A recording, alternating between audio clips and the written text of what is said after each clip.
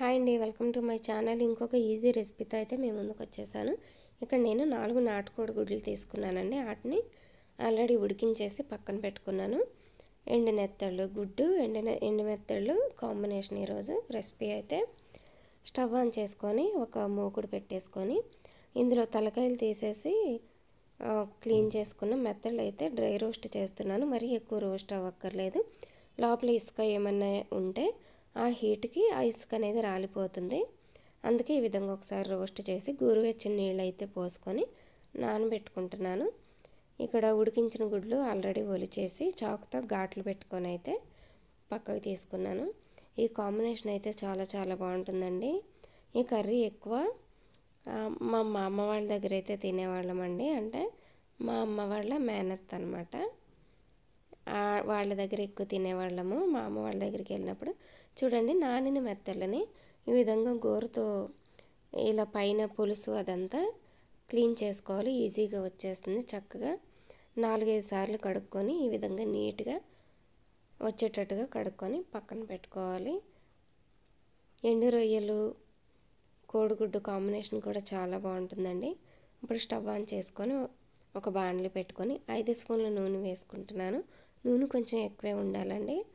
అప్పుడే టేస్ట్ అనేది చాలా బాగుంటుంది. మీరు తక్కువ తినాలనుకుంటే తగ్గించుకోవచ్చు, అది మీ ఇష్టం. నూనె వేడైన తర్వాత ఒలిచిపెట్టుకున్న గుడ్లని నూనెలో వేసేసుకొని 1/2 స్పూను పసుపు వేసి కాస్త లైట్గా వేయించుకుంటున్నాను. ఇలా ఎగ్స్ వేయించుకునేది ఆప్షనల్ మాత్రమే. మీకు ఇష్టం ఉంటే వేయించుకోవచ్చు, లేదంటే ఉడికించుకున్న గుడ్లని డైరెక్ట్ కూరలో యాడ్ చేసుకోవచ్చు. ఇప్పుడు వేయించుకున్న గుడ్లను పక్కకు తీసేసి క్లీన్ చేసి పెట్టుకున్న మెత్తలను కూడా ఈ నూనెలో వేసుకొని చక్కగా వేపుకోవాలి. ఇలా వేయించుకోవడం ఇది కూడా ఆప్షనలేనండి.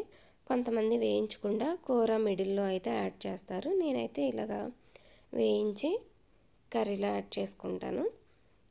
మీ ఇష్టాన్ని బట్టి మీకు ఎలాగా వీలైతే అలాగా చేసుకోవచ్చు.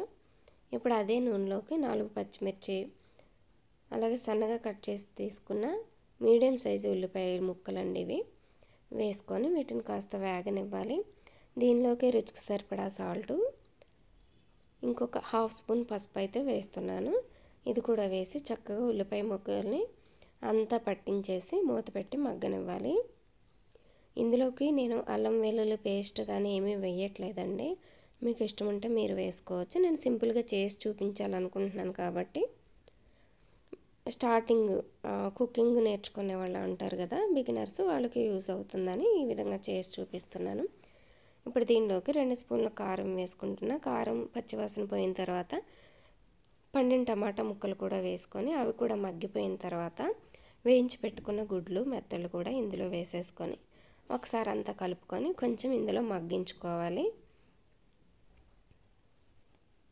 కారం అయితే మీరు తినే దాన్ని బట్టి వేసుకోండి. ఈ కూరకి కారం కొంచెం ఎక్కువ ఉంటేనే బాగుంటుందండి. అలా అని మరీ ఎక్కువ కాదు, మీ ఇష్టం. మీరు తినేదాన్ని బట్టి వేసుకుంటే సరిపోతుంది. ఇప్పుడు దీనిలోకి చింతపండు రసం వేసుకొని మీరు కూర కన్సిస్టెన్సీ ఎలా కావాలనుకుంటున్నారో దాన్ని బట్టి అయితే నీళ్లు పోసుకోండి. నేను మరీ ఎక్కువ కాకుండా, అలా అని మరీ ఎగురు కూరలా కాకుండా, మరీ పులుసులా కాకుండా మధ్యస్థంగా అయితే చేసి చూపిస్తున్నాను. చూడండి, పులుసు అంతా మరిగిపోయి చక్కగా దగ్గర పడిన తర్వాత ఇందులోకి కొత్తిమీర కూడా వేసుకొని ఇంకొకసారి గరిటెతో అంతా కలుపుకోవాలి. ఈ కొత్తిమీర ఫ్లేవరు, ఉప్పు, కారం, పులుపు ఇవన్నీ కూడా గుడ్లకు ఘాట్లు పెట్టాం కదా, ఇదంతా కూడా చక్కగా గుడ్డుకు పట్టి తినేటప్పుడు టేస్ట్ చాలా బాగుంటుంది. నాటు గుడ్లనే కాదండి, మీ దగ్గర ఏ గుడ్లు అవైలబుల్గా ఉంటే ఆ గుడ్లతో చేసుకోవచ్చు. నా దగ్గర నాటు గుడ్లు ఉన్నాయి కాబట్టి వీటితో చేసి చూపిస్తున్నాను. నాటు గుడ్డుతో అయితే కూర టేస్ట్ ఇంకా బాగుంటుంది. ఒకసారి అయితే ఈ విధంగా ఈ రెసిపీ అయితే ట్రై చేసి చూడండి. ఫైనల్గా మన రెసిపీ అయితే రెడీ అయిపోయింది. ఇప్పుడు దీన్ని సర్వింగ్ బౌల్లోకి తీసేసుకుంటున్నాను. చూసారు కదండి, ఈ రెసిపీ మీకు నచ్చినట్లయితే లైక్ చేయండి, షేర్ చేయండి, నా ఛానల్కి సబ్స్క్రైబ్ చేయండి.